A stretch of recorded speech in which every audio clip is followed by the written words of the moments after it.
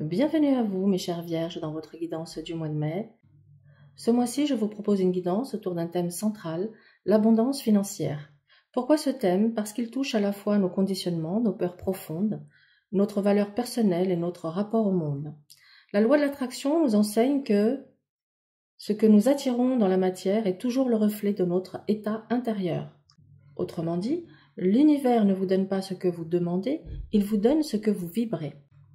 L'abondance ne dépend donc pas d'efforts extérieurs constants, mais d'un réalignement intérieur. Ce que vous croyez mériter, ce que vous vous autorisez à recevoir, ce que vous incarnez au quotidien. Allons maintenant explorer votre tirage pour comprendre ce qui vous empêche encore d'activer ce flux et comment vous pouvez l'ouvrir pleinement. On commence ici par la racine de votre blocage et... Ok, la racine est le monde. Alors... Étonnamment, cette carte apparaît comme un blocage racinaire. Elle peut signaler que tu te sens bloqué dans une boucle ou que tu as peur de franchir un cap. Peut-être as-tu atteint un certain niveau de stabilité, mais quelque chose en toi n'ose pas aller au-delà, vers une plus grande expansion. Il est possible également que tu te sentes presque au bout, mais toujours dans l'attente d'une validation extérieure, d'un feu vert ou d'un signe. Le monde, ici, peut aussi représenter un besoin de reconnaissance, d'approbation sociale ou familiale, et qui te freine dans la pleine expression de ton originalité ou de ton ambition. L'abondance t'attend au-delà de ce cycle déjà connu. Le défi est de sortir de ta zone de confort pour accéder à un niveau supérieur de rayonnement. Allez, on va regarder maintenant le comportement limitant, et tu as ici le pape. Le pape te montre que tu t'appuies peut-être un peu trop sur des règles, des dogmes ou des attentes extérieures. C'est la carte de la tradition, de l'enseignement, mais aussi de l'approbation. Il peut ici refléter une tendance à chercher à bien faire, à respecter un cadre, à suivre les bonnes pratiques, quitte à t'empêcher d'innover ou de prendre un risque.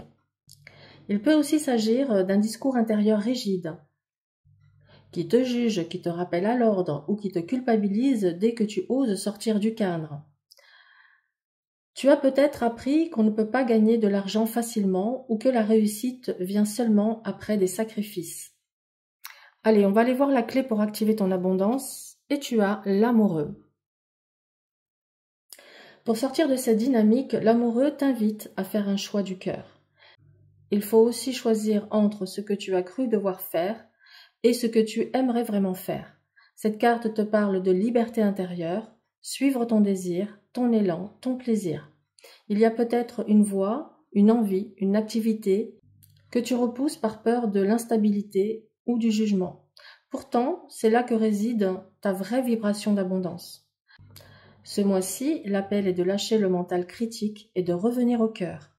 Ose aimer ce que tu fais, l'abondance suit toujours la joie.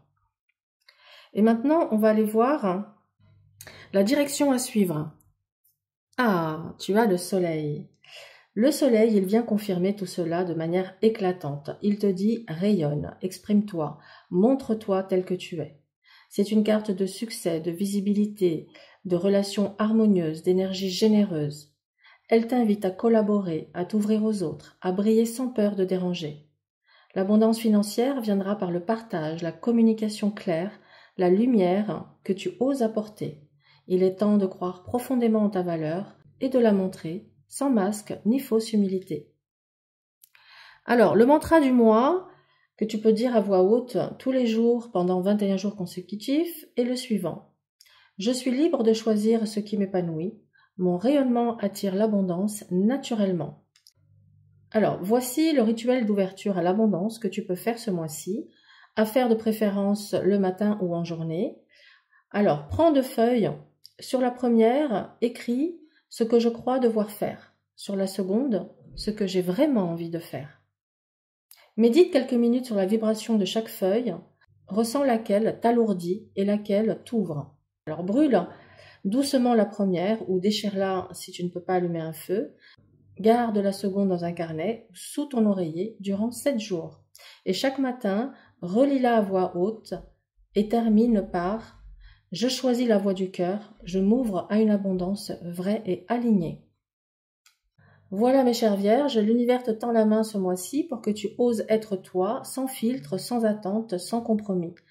Tu n'as pas à mériter l'abondance, tu as simplement à incarner la joie, l'envie, la clarté. Le soleil t'attend, mais c'est à toi de faire le pas hors de la peur, hors des anciens modèles.